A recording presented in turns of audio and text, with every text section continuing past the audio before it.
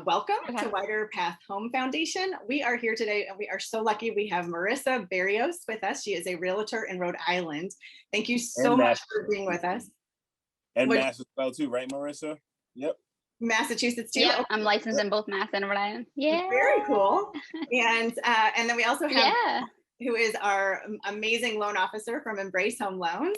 And you've seen him over the past few weeks and you've gotten to know him. So Jeff, we are going to introduce Marissa and just have a good conversation about the realtor process, right? So what does it mean to put in an offer on a home? What are all the steps that go into that?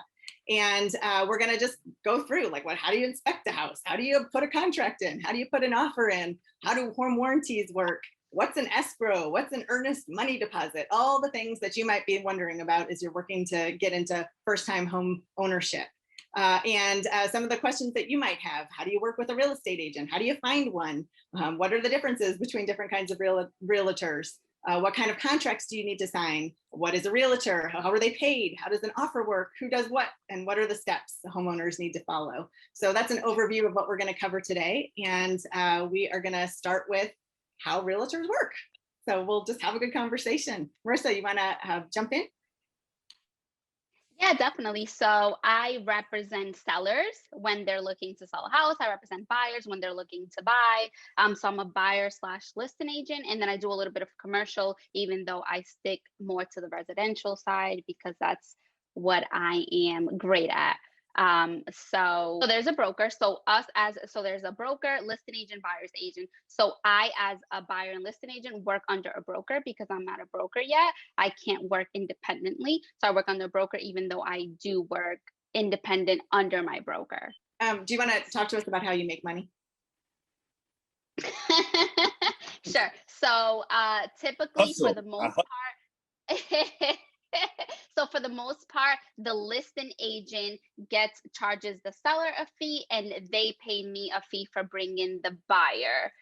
In some instances, there is times where buyers pay the agent when there is a FSBO, which is FSBO, for sale by owner.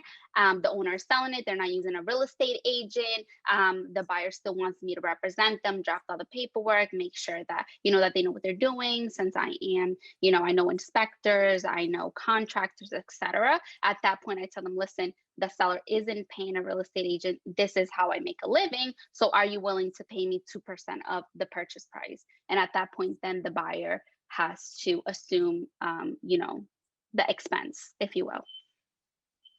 Okay, so for the most part, the seller is paying the commission of the realtor, but there are certain exceptions where the buyer, the person who is borrowing the money and buying the home, purchasing the home, will end up paying some kind of fees to the Right, and that is included in your closing costs. So you pay that at the end of the transaction. But for the most part, 98% of the time, we're getting paid with the seller's agent. So as a buyer's agent, the buyer does not have to pay me. So okay, just to make it clear. So good to read the contract closely to know exactly how it's written and who's getting paid what and what you're paying for when it goes. No, yeah. I mean, absolutely, 100%. Okay. When you're going into the housing and you're doing your trying to figure out which house you are going to get, what kind of paperwork does the realtor provide to help the homeowner? Okay, so do you want me to answer this, Jeff? Yeah, you can answer it, but I'll just leave it like this. So before you even meet with the realtor, you have to be pre-approved. Right. So it's gonna be hard for you to find a realtor, even if you know a lot of ones who are your friends, or you literally, it's very easy for you to find a good realtor and a lender. It's all over social media. So finding one, but word of mouth is the best way. So no realtor is going to work with you until they can see that you are considered a qualified buyer.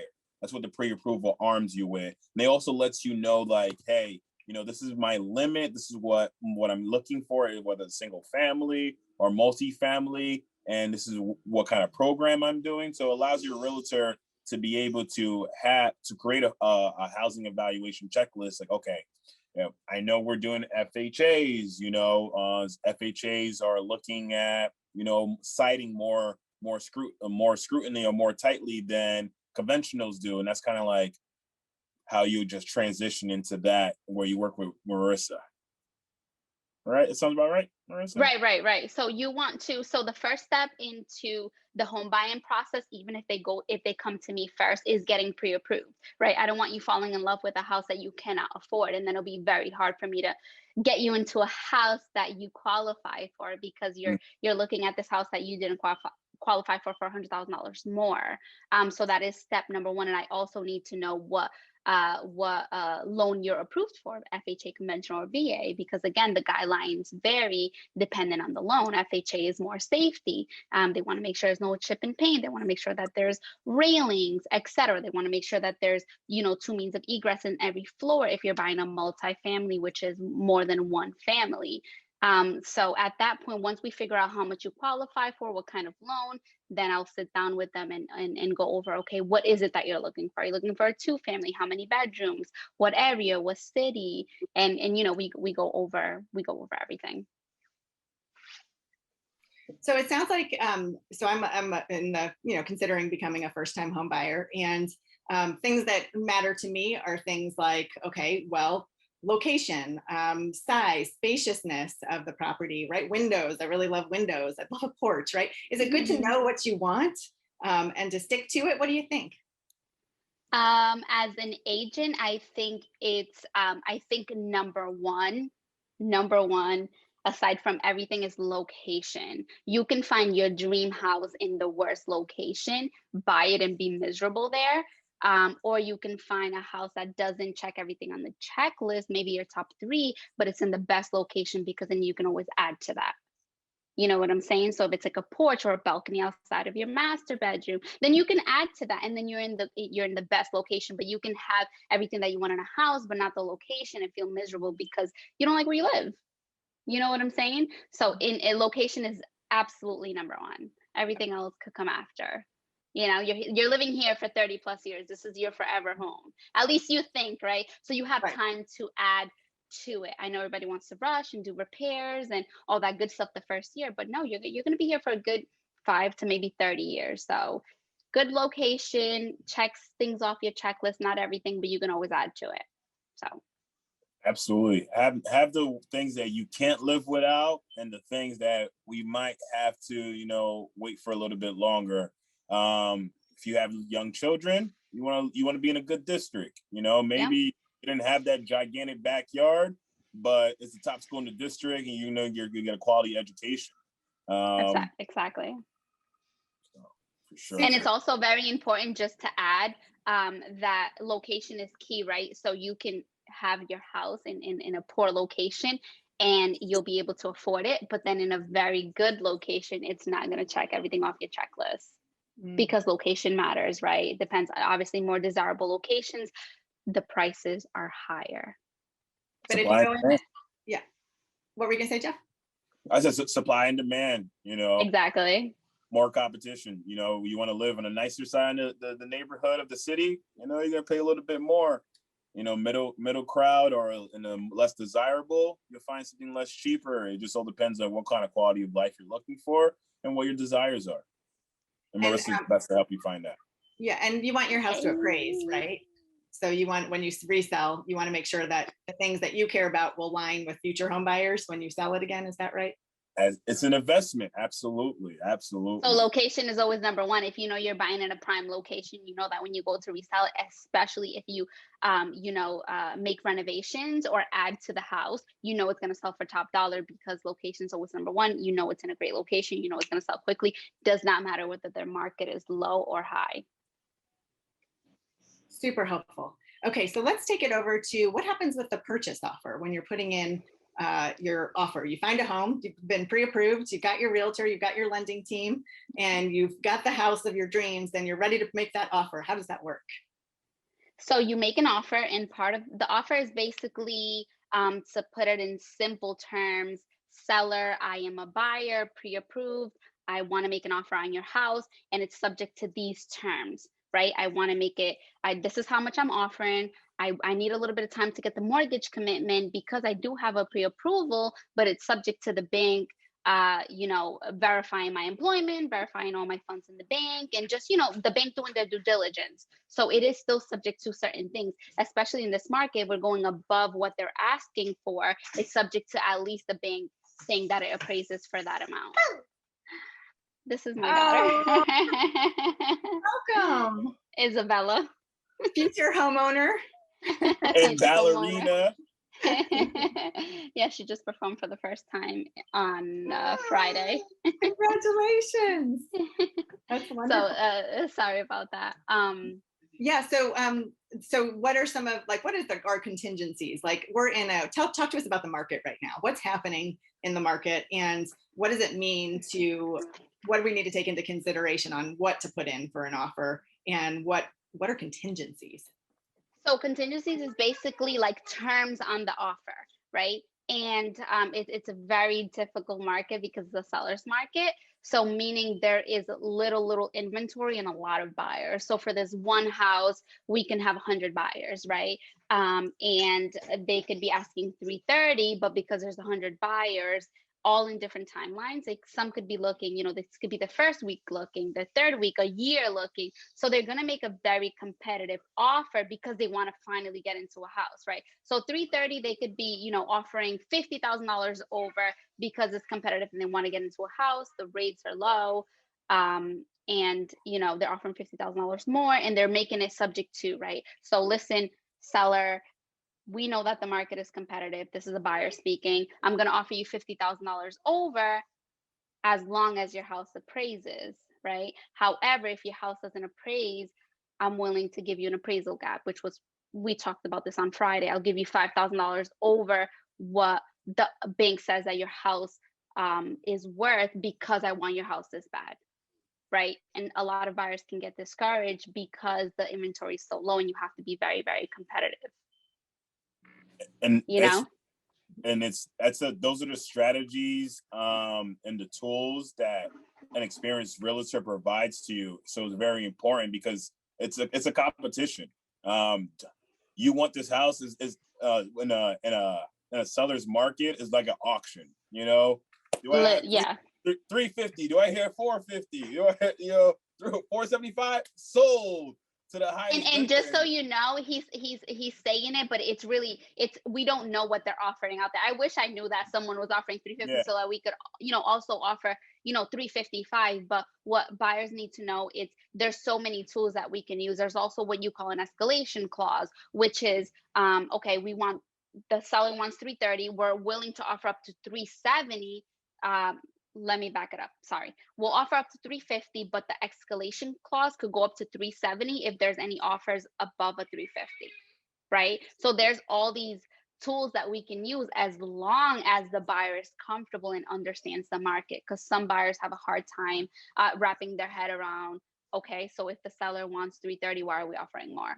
And it's like, okay, because there's 100 people that want the same house that you want. Because you're telling me you want a 3-family with 3 bedrooms, double parlor in a great condition. How many other people want the same house as you in a desirable location, right? So it's like you're telling me everything that every buyer wants: desirable location, a huge house at a great price, right?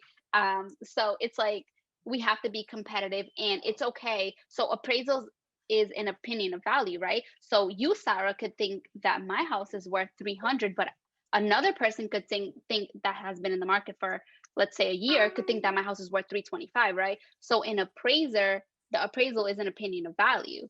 So it's okay if the appraisal thinks that your house is worth 330. I'm willing to give you $5,000 over whatever he thinks that your house is worth, right? And that gives you an advantage because with an FHA offer, appraisal sticks to the property for 4 months. So we have leverage, This is incredible information. Sometimes I think a realtor might say, let's waive the inspection, or, no. What do you think about that? Like waiving, or let's say that you'll be able to fund it. Well, that you have a guarantee that even if the bank defaults, you'll be able to fund it. That's a finance contingency, right? What do you think about that? So the waiving of inspection is very hard, right? It depends on the It depends on sorry about that. It depends on the buyer. Usually houses that are in really pristine condition, The siding outside is great, the curb appeal, the grass is cut, it's just a really solid house, then I could tell them, listen, this is what it takes for your offer to get accepted. Are you okay with that? And some are not, and it's okay. But as an agent, I'm going to tell them, this is the market, this is what it's going to take for your offer to get accepted. Are you okay with that? If not, it's okay. Regardless, I'm going to get you into a house, right? It's going to happen. It's just going to take time. You can in this market, you can't expect, if you're not being competitive, to get into a house in 2 weeks, but we'll get you into a house. Yeah. You have to, as a buyer, you have to be comfortable waiving the inspection. And as a seasoned real estate agent, you have to make sure that you know your buyer. You're not going to advise them to waive the inspection if you know that they don't have the connections, like a contractor, a plumber, electrician, to get the repairs done, because we're not contractors, but we have seen so many houses that we know what's wrong with the property, at least at a bare minimum. And then you can do for informational purposes too, right, Marissa? That's what a lot of people tend to do with the inspection right now. Right. So it would be, if you do for informational purposes only, or I'll take the house as is, you're still allowing me to inspect your property, but I'm not going to request any repairs done. So at least the seller is like, okay, I feel better, but I still reserve the right to back out if there's a structural problem with the house. If there's something major done with the house, even though I just told you that I'll take it as is, I reserve the right to back out. So the sellers feel a little bit more comfortable, because they know, okay, they're just inspecting it for their information, but if there's something major wrong with the house, then they'll back out. And then, which is exactly, that's that median, midpoint. Like, okay, let's meet in the middle, where I can still feel confident about my decision, because this is the biggest purchase someone's gonna make. Right. We're talking about $250,000, $500,000, maybe even $1 million. This is a large purchase, so you want to feel confident about that, especially if it's your first time.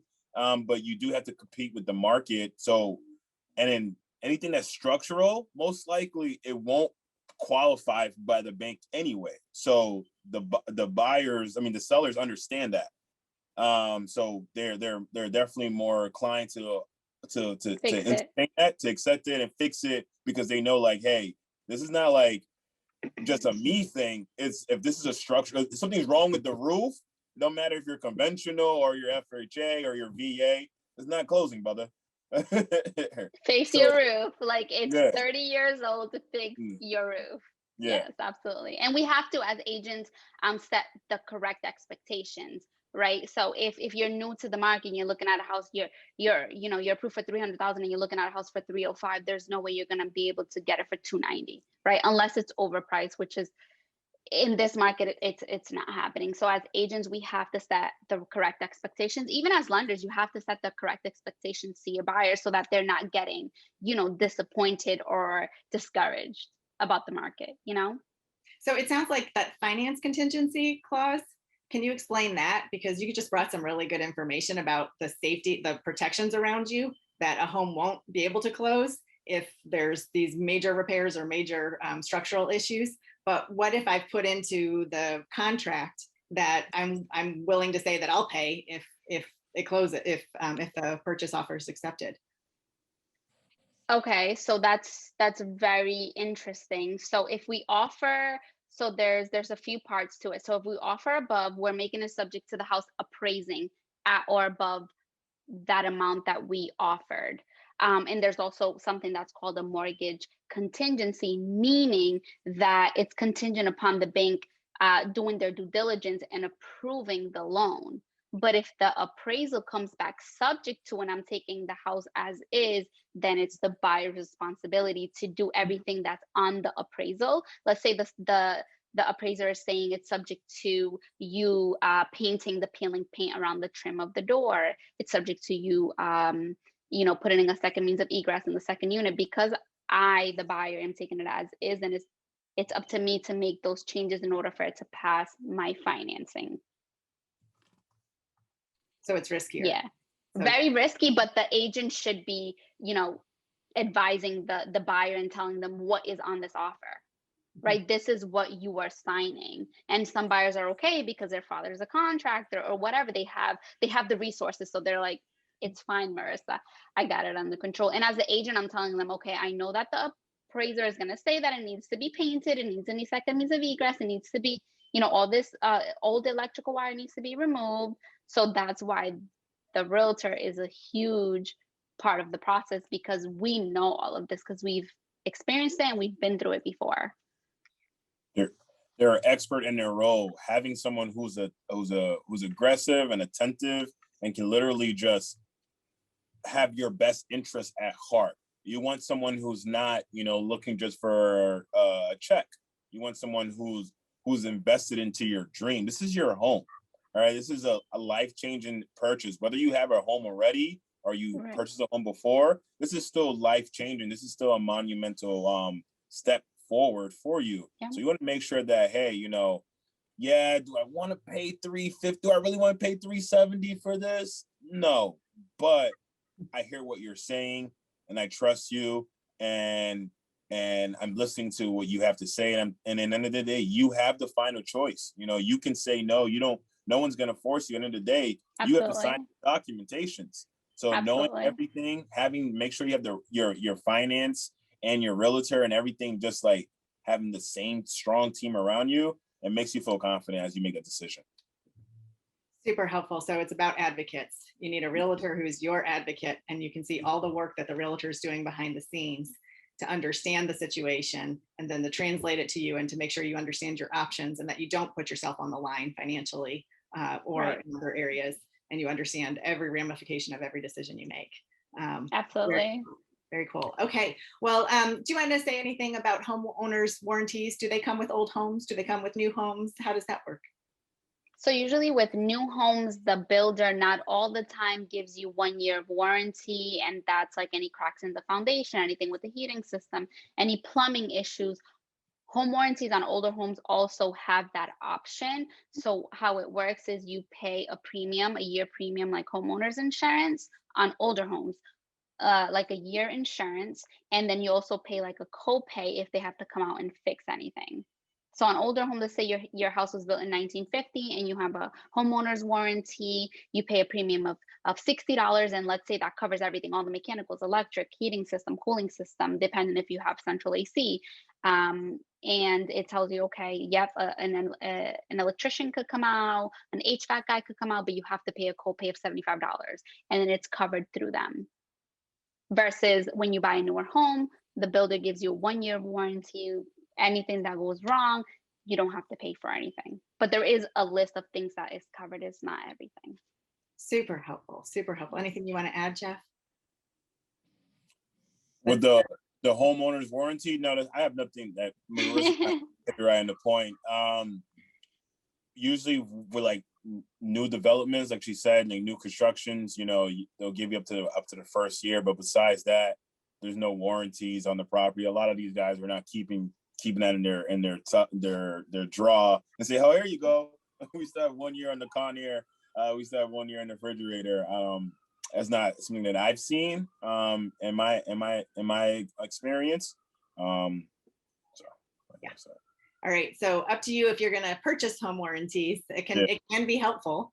You have the option, and if you can track it down, because then if your furnace breaks, you've got it covered. So new homes can be helpful for that. But that doesn't mean you need a new home. There are options. Absolutely. Yes. Okay, awesome. So now when we go to submitting your offer, what are the documents and what kind of goes into the process of turning in that offer? Sure. So the first document that goes is what, at least in Massachusetts, because I know it's, where are you, Sarah? Where are you located? St. Louis. St. Louis. So I'm not sure, like every state, usually it's very uniform, but every state has different forms. So here in Massachusetts and Rhode Island, we we submit what you call an offer to purchase, a lead disclosure. That's if the house is built before 1978. That form tells you whether or not the seller knows if there's lead paint, if they have lead certificates, meaning that they de-leaded the house. It basically lets you know, does the seller know or doesn't know if it has lead? If they do know, do they have certificates saying that they de-leaded the property? If not, then you just sign off on it saying as a seller, I don't know whether or not they have lead. Also, what it's called a sales disclosure, which is required in Rhode Island, but not in Massachusetts. It basically gives you a list of things about the house. How old is the roof? How old is the heating system, the electrical? Did you pull permits? Did you add an addition to the house? That is required by law in Rhode Island for the sellers to submit a sales disclosure, but not in Massachusetts. We also submit a copy of the deposit check, which is an EMD, an escrow money deposit, also known as a faith money deposit, telling the seller, listen, I'm willing to submit an offer on your property, and I'm willing to give you $5,000 in lieu of me, in lieu of you giving me time to obtain a mortgage commitment.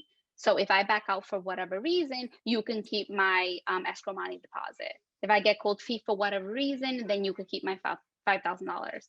The higher that deposit is, the stronger your offer looks. Awesome. Yeah. It's a key thing to for buyers to understand that $5,000 or $10,000 that you put down up front for that earnest money deposit is not additional money. So whatever you were disclosed by your loan officer, so if they told you, hey, for this house, for this $350,000 house, you're gonna need about $22,000 with down payment money and closing costs in total. So if you go ahead and put $10,000 up front, it's taken away from that $22,000 that you were originally closed. So now when you go to closing, you only have to bring $12,000, depending on all the fees stay the same as you was disclosed earlier. You have to bring $12,000. That $10,000 has already been accounted for. Like I said, the stronger you put up front and you let them know, like, hey, I really want this property and I'm not backing out, to show you that I really was pre-approved and I really can close on this. Here's $10,000. That's how confident I am on this deal right here, that if something went wrong, I'm not gonna back out, or if something went wrong on my end, you keep that $10,000. I don't know about you, but I'm not losing $10,000. No. What do you think, Sarah? Right? All right. No, thank you. So it just shows it's more skin in the game versus someone that, Sarah, if you were selling a house $300,000 and somebody gives you $2,000 versus 10, you're gonna look at the offer like, okay, I kind of want to go with the person that's offering me 10,000, because if they get cold feet for whatever reason, at least I have $10,000. I just lost a month a month leaving my house off the market, waiting for them to get their mortgage commitment. So it makes sense for you as the seller. Super helpful information, really helpful information. Lead is probably in a lot of homes and across our country, and that's a major issue. So knowing if there's lead and knowing how to remedy that with, I guess they can take paint off the walls. Is that what they can do? So there is a process to remove lead, and there has to be an inspector to come out and test for lead. But a lot of these older homes, so it's anything built before, they were using lead in paint, anything before 1978. There's so many houses that were built before 1978. A lot of these houses were renovated. These homeowners do not go get an inspector to make sure it's lead approved unless they were, renting it to someone with smaller children. But there are a lot of instances where they do. It doesn't really add value to the house, because worst case scenario, let's say you didn't want to buy my house because it has lead. At that point, we're just going to cancel the contract if the seller doesn't want to get rid of the lead, because there's going to be another buyer willing to accept the house, right? It's not up to the seller to go get an inspector and make sure that there's no lead, but that form is required by law, every seller to be filled. It's really important information. Thank you so much. So we talked about, let's talk about who orders the appraisal. What does that look like? How does the lender get here? Yeah. So perfect. So now that you put your offer in with Marissa, it's been accepted, congratulations. You're going to send me over that contract ASAP. Same day. Same day. Rapido, please. The moment I have the purchase and sales agreement contract, a good lender will review it just to make sure that we have the contact information for the listing agent, contact information for your agent, your realtors. I'm making sure that, you know, everything's been accounted for. That, all right, you're putting $10,000 down. This is the purchase price. Just reviewing everything so we're on the same page and we're making any adjustments. At the same time, you're either going to pay it on whatever platform that you pay it on, whether it's online or directly with your lender. Your lender will send over a copy of that purchase agreement over to the appraisal company, and then they'll contact either the seller's agent or the listing or the buyer's agent to schedule a time for them to go look at the property. And that's kind of how the appraisal goes. And once the appraisal is done, I'll receive a copy of it. You'll get a copy of it. If the buyer will get a copy of it, just to know, like, hey, you know, it came in as is. This is all the details. This is the comparables. I'll let you know exactly. It's a comprehensive report on the property, the year, the taxes. You go through it. It's a really in-depth report, and let you know, feel confident about your choices. And then it lets the banks know, like, okay, we can now definitely fund this loan because it has an as-is grade versus a subject to grade, which would mean that it has some repairs that needs to be done before we can fund this loan. With the as-is grade and that the value where we need it to be, we're good to go. That was so much helpful information. Thank you so much. So as the home buyer, I just need to, the lender will order the appraisal, but I gotta pay. I just gotta be ready to pay. You'll be ready to pay it. That's it. That's it. You're ready to pay for it. And then that's kind of like it's an emotional roller coaster, right? It's, you know, that's like the first big drop, because now that we have that property accepted, now it's go time, right? Now, yeah, that's it. We got you pre-approved. We got you out there into the market. We got you out to the market. You found something you like. Now it's go time. Now this is where I come in and make my money and make everyone happy. All right. I'm going in, you know, the best thing I always tell my borrowers early in the process, but even more now, you got to accept that offer. Please go get me some homeowners insurance. We got to get that homeowners insurance policy, so we can have coverage on the house, so you can feel supported. So that way, that's not something that gets lost in the mix. At this point, you know, your loan is either approved or is about to be approved by the underwriter, and those final stipulations that, you know, that Dustin highlighted very eloquently earlier, they'll say, hey, you know, we need your updated bank statements. You started this process 90 days ago. Okay. You know, hey, you know, it just makes sense. Due diligence, 90 days, you had $30,000. You should have minus 10,000. You should have $20,000 or whatever you disclosed earlier, because you're not spending money. You're not opening any new debt. And we have to monitor all that, because you have to show physical responsibility. All right. We show fiscal responsibility as being your lenders and advocating for you and just providing you that information. You show fiscal responsibility and say, hey, if we give you this $300,000, you are who you say you are on paper, and you can afford this. You're not going to just, you know, you're not going to default on this. That's why you just gather so much documents. And then, hey, same thing with the pay stubs. We need updated pay stubs. Like, yes, you were making $70,000 year to date, you know, 90 days ago, and you had a job. I've had someone quit their job 2 days before closing, and I'm just like, why would you quit your job? It was a nightmare. This is someone that was buying a multifamily, had to be. I'm like, why? It broke my heart. Like, can't you do something? I didn't quit. And Sarah, I'm going to tell you why I knew it was somebody that's going to buy a multifamily, because they're going to be living rent-free. First unit, second unit, pays the mortgage, so they think that they can leave their job and go become an entrepreneur or whatever it is that they want to do, because the first floor tenant, the second floor tenant is going to pay their mortgage, and now they're quitting their job thinking that the bank isn't going to verify employment an hour before they close, because banks literally will verify your employment the day of closing to make sure that you're still there. Bizarre. My mind is blown. My mind is blown. Absolutely. It's like I had another person who don't open any new debts. I don't know how many times I can phrase this.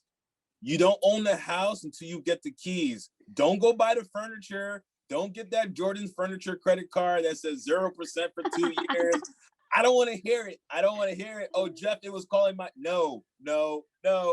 We don't have a deal until you get the keys. Until you get the keys, you have no house. Yeah, and Sarah, that's because now their debt changes. So even if they didn't have any debt, they're approved for X amount of dollars. If they max that, now they opened up a new credit card, added things to their credit card. Now their debt is, increased. Now they don't no longer qualify for that house. And when we ran credit originally, you did not have that Jordan's Furniture credit card. So now your credit report, it's outdated. So we have to re-pull your credit.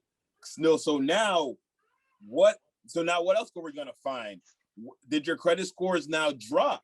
If your credit score was a 720 and now it dropped to 680, that can change your pricing. If you're tiptoeing that DTI line, you might have just lost the deal completely. And if that happens, you just lost $10,000 because that's your fault.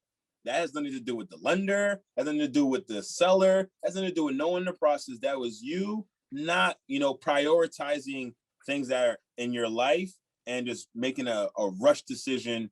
And the things happen, you get excited. Trust me. I count my dollars before my paycheck comes sometimes too. We all do it, but you just got to control those impulses and understand, like, hey, this is not just you. This is just how the land of this is just how the lay of the land works. And you just have to be responsible and just slow down and don't open any new debts. Don't quit your job. Don't change anything. I met you, this wonderful person. Please, 90 days from now, be this wonderful person because I'm advocating for you. You do things like that, I can't help you. This is Sorry, so Sarah, we beautiful. got carried away. No, of course, like it's cathartic, like please. I totally understand. So let's see where we are and then we can kind of jump ahead. I think we covered the earnest money. I don't know if you guys want to say anything more about that. Okay. No. And it sounds like we didn't really go through negotiations, but once, like in this market, there's probably quite a bit of negotiating. So the seller might come back to you and say, no, we're not going to accept your offer, but we need you to change it this way. Is that kind of how that works? In a typical market, yes. In this market, no. I mean, literally in this market, not to discourage any buyers, but sellers are just going with the offer that it's waiving anything, waiving, mortgage cash offers waive everything. No inspections, no mortgage contingencies, no appraisals, none of that. In a more stable market, yes. Let's say you're the only buyer willing to buy their house. At that point, you submit an offer. If they don't like it, they'll counter offer or reject it. Reject it, that means no, we don't want your offer. We don't even want to counter back. If they counter, they say, okay, yeah, we like your offer, but I want you to change a few things on your offer. At that point, then there's some back and forth going on. Super helpful. Super helpful. So there may be some negotiations depending on the market. Right now, it's the seller's market. Probably just going to be a lot of things you're giving up as a buyer. Right. Be careful about what you give up. Might be better to wait for a better market before you buy your home. You have to be 100% comfortable. 100% comfortable. Yeah. We were going to go through condos. Maybe just briefly, what's different about a condo from a home that you would highlight? I would just say, a condo is you own the 4 walls, you own your unit, you don't own the yard, you don't own the front yard, you literally just own your 4 walls. That's really it. There is also what it's called the HOA, homeowners association fee, which can vary, between $20 to $800 depending on the city and state that you live in. But it's not like a house. A house, you own everything. You own whatever, whatever the town says that you own. If you own your backyard up to, 100 yards or whatever the case is, you own everything. You have to take care of your yard. In a condo, you just own the 4 walls. So great for somebody like me who's super busy, doesn't want to yard care. And although I really would like to start doing that. But if you can't do it, don't do it. A condo might be the better option, or a townhouse. It's therapy. Yeah. Take care of your lawn. Yeah, I would love to have a garden. So once the offer gets accepted, what happens? What happens then? So depending on what's on your offer, if you have an inspection contingency, then you go ahead and schedule an inspection. Usually the agent will have a list of inspectors that they use. You don't have to go with them. You know, there is a list depending on the state. There is a list out there in Google that you can Google home inspectors in Massachusetts. You can choose whoever you want to choose because a home inspector works for you and no one else. So after the home inspection, at that point, you decide whether or not you want to move forward. Or whether or not you do want to move forward, but you're concerned about certain things. So at that point, you are able to request repairs or a price reduction. Again, in this market, very tough, but it has happened. Depending on who your agent is, you can request repairs or, you know, a price reduction. Sweet. And then from there, you start working with the title company and getting your insurance lined up and doing a final walkthrough. Is that right? And then the closing. So there's some steps before you do with the title company. You won't, until your loan is like clear to close, is when the title company will come in. They'll connect with the lender. We'll go back and forth with the final numbers. Like I said, okay, hey, you know, we had, you know, originally we had disclosed the fees are going to be $22,000, and because based on the taxes on that town was $5,000, but when we got the appraisal done, the taxes actually are $4,500. So originally you're going to pay $22,000. Now you're only paying $21,500. Do you have that change? That's what the closing officer will go back to the title company. We have here at a 2.9 interest rate. We have here, you know, seller, whatever the details of the loan, does it still match? After you've been approved, after we got the updated bank statements from you, that shows that you still have that money that you told us, after we got the pay stub that says that you still have the job, did not quit. All right. So the underwriter looks at it like, hey, all right, you got the homeowner's insurance policy? Check. Yes. We got the title work? Yes. So the seller owns a home free and clear, or the seller only has a mortgage. All the details has been verified on title work. So that's been checked. We have the appraisal. So now the underwriter will give us the clear to close, send that over to the title company. Now the title company is working back and forth with the lenders. Now you're going to be working with your realtor, and you set up that final walkthrough. They'll tell you, say, hey, your loan's been clear to close. We have everything we need. As we work out the last minute logistics, do you still want to close on the 25th? What time do you want to do it? 11 a.m. on the 25th, that Friday. So you'll probably work with your realtor and have that final walkthrough that Thursday or Wednesday, whatever works for your schedule. And then you'll see it like, okay, I was here 60 days ago and the house looked immaculate. I'm here 60 days later. I want to make sure it looks the same way. Yes. Pretty much. So helpful, super helpful. So, and the takeaway I'm hearing on this is nothing is set in stone until the keys are in your hands. So they're going to be verifying employment, verifying everything all the way through. That's part of the whole loan production process that we went over last week. So super helpful. Okay, and just in terms of the fees, what are we looking at when we're looking at closing costs? Jeff, maybe you want to speak to this. So your closing costs, essentially, whatever was disclosed, you have your a standard origination fees that all banks charges. It all varies on that bank. Points, that's depending on you and how do you feel about the rate. If you want to pay for some points, you can. Usually, you're not added onto the loan by the lender without your your agreement to it. The appraisals we talked about, you have to pay for the appraisal. That will be listed as one of your fees, but you won't have to pay it twice. The title search, title insurance, survey, recording fees, attorney fees, all rolled into one giant sum, and it has like individual like fees for that. So let's say the title work is $1,500. It will delegate certain amount for each thing. Each work, title insurance might be $50. Survey might be $700. They break it down like that. And then, like I said, whatever your taxes are for that county, we collect for the year. And your homeowner's insurance, whatever your policy is for the year, we collect for the year. And like I said, we pay these companies each month or biannually or whatever the setup is, quarterly. So what's the percentage, would you say, roughly, that you should anticipate for closing costs, like of your loan? What is the, or of the amount of the home? I don't know, how is it based? Like how much should you Probably anticipate? 2.5% to your loan. Okay. Okay. So you're adding 2.5% on top of your loan, and that's going to cover your closing costs. Okay. Awesome. And then I think we've talked about escrow accounts in the past, but basically, I think you referenced this before, the earnest money deposit goes into escrow, and then the seller will draw from that if you don't come through on something, or as they need based on the contract. Right. Okay. And then just take us home. How do you pay your mortgage? When do you start paying? I mean, you just put down all this money. Like, turn around and make a mortgage payment. Who am I paying? What am I paying? How? So all of that goes through, you have about 75 documents. You're there for about an hour or so, and all that gets walked in through you. So essentially, usually have a 1 month deferment. So we'll keep it real simple. Right now, we're in the month of June.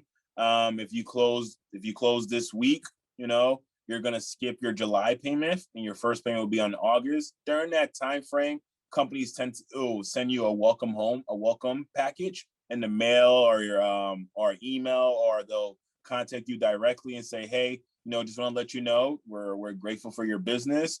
This is where you log in to set up your account. You can do automatic payment. And you go from there. You could do, pay twice a month. You could pay once a month. All depends on what it looks like for you financially. But the lender's welcome home team or client survey team will take care of that. But initially, you'll find out all that detail at the closing table. Sweet. And so then you're set up in a system. Is that the idea? It'll be like a digital system. Yep. And even if the loan gets sold onto somebody else, yep. then So usually we never know what the company's going to do, if they're going to sell the loan. For government loans, companies tend to keep that just because of security purposes. They're more valuable to them. But if your loan got sold to, right now you're Embrace Home Loans, but if it got sold to, Rockland or Bank of America, you receive a letter say, hey, your loan's being now switched to over to Bank of America. That's not going to change your terms. It's not going to change your payments. It just changes who you're paying. Awesome. So I think that covers most everything that we wanted to go through. And that covers everything. Oh, 100%. And a little bit more. I wish I had all this information. I know. I'm majorly capitalizing here because I'm not a homeowner yet. And Jeff and Marissa have been completely wonderful in mentoring me, and I cannot recommend them enough. They're a power team. And so if you live in Rhode Island or Massachusetts, these are your people. And we just wanted to say one more thing. Yes. Her name's Isabella. We wanted to say one more thing to home buyers, to never be scared to ask questions, because like I told you, Sarah, all these acronyms become second nature to us, like PITI, FSBOs, PMI, which is private mortgage insurance. So never be afraid. Like you told me on Friday, you have a PhD and you still can't read these legal contracts. Like, we're not attorneys. Like, if you have a question, answer away. Don't be scared. And you should be working with someone that you feel comfortable asking these questions to. I get people all the time that are in the buying process calling me, asking me questions, and I feel horrible because they're working with another agent, and it's like, why don't you feel comfortable enough asking these agents and feel comfortable asking me? So I answer it, of course, because I don't like that they're in the dark. But if you're working with an agent that you're not comfortable with, then they're not the right fit for you. You need to find someone that's the right fit for you, and you have to be able to be comfortable asking these questions, because it's the biggest decision of your life. So one thing you told me, Marissa, is that you're by your phone all the time, and that yes, you talk to your clients, and that it's like you're kind of married to your clients. I mean, literally, that's yes, analogy, but like you're in their lives in one of the most important moments of their lives. Absolutely. No, definitely. Yeah, I'm sorry, Jeff. I didn't mean to cut you off, but if they're calling me, I'm literally I'm one phone call away, literally, and they can call me and text me at any time. They know I'm up at 5 a.m, so they'll literally call me at 5:30, and it's like I tell them, text me, call me. If I'm available, I'll pick up. If I'm available, I'll answer. If I'm not, I just won't, and I'll respond when I'm ready. But don't ever feel uncomfortable texting me or calling me at 11 o'clock if you work a second shift or a first shift and you're not able to because you're getting your house in order and your kids in order. No, we're human. You know, you're human, I'm human. Like, you know, let's just work together to make it happen. Amazing. Amazing. Did you want to add something, Jeff? No, I was just saying, just to kind of piggyback what Marissa was saying, there is no such thing as a stupid question. This is a very important decision that you're about to make. We're asking you 1,000,001 questions. Throw it right back. What is DTI? Why do I need to know this? Why is it stopping me to get this house? Like what is, and you just, so you know that education is, will forever stick with you. You feel confident on knowing that, hey, this is a major investment. You're responsible for this. Once you sign that dotted line, 3 days later, that's officially yours. You're responsible for it. So you got to know, you want to feel comfortable. It's a difference from what I tell you in the pre-approval you're approved for and what's affordable to you. Do you feel confident after you sign these and you get the keys? Are you still happy about your decision? I want my clients to know, like, hey, he told me he talked too much. Right? He gave me too much information. They told me too much. I think I can do his job. Whatever. Hey, have that confidence. It makes me know that you did your due diligence.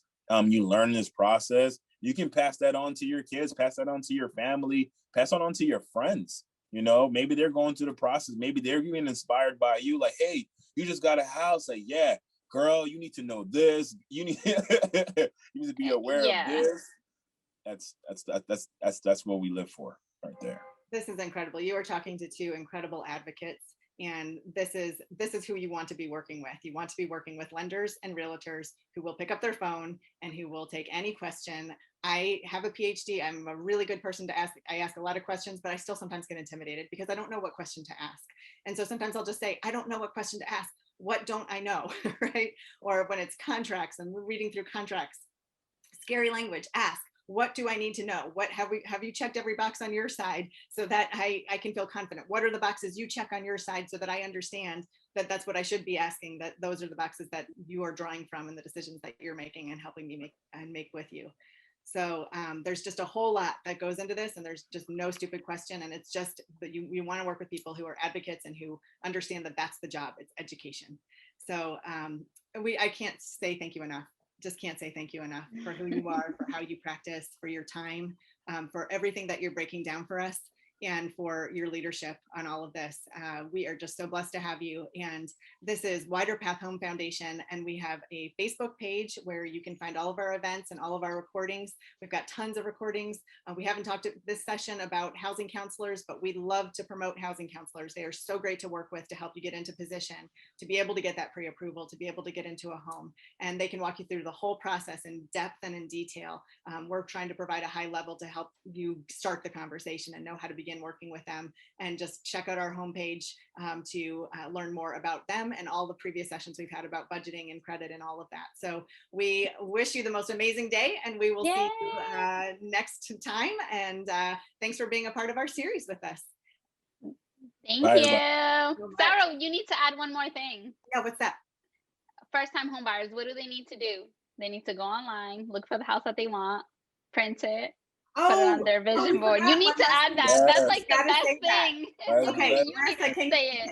Okay. No, you say it. Okay, so Marissa gave me this advice, everybody, and I want to make sure that you get the same advice, which is when you have a home in mind, and Marissa is a realtor, so I'm leaning on her, and she has said this is true, okay?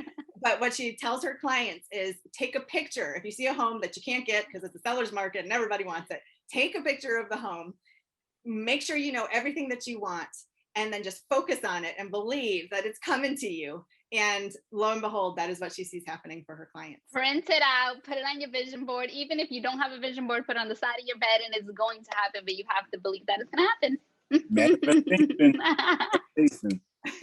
That's all, Sarah. Thank you so much for having me. I'm so excited. Yeah, well, we're just so blessed to have you. Thank you for your time, especially Marissa. And we'll send you on your day back to all of your clients. And we're just so grateful you were here.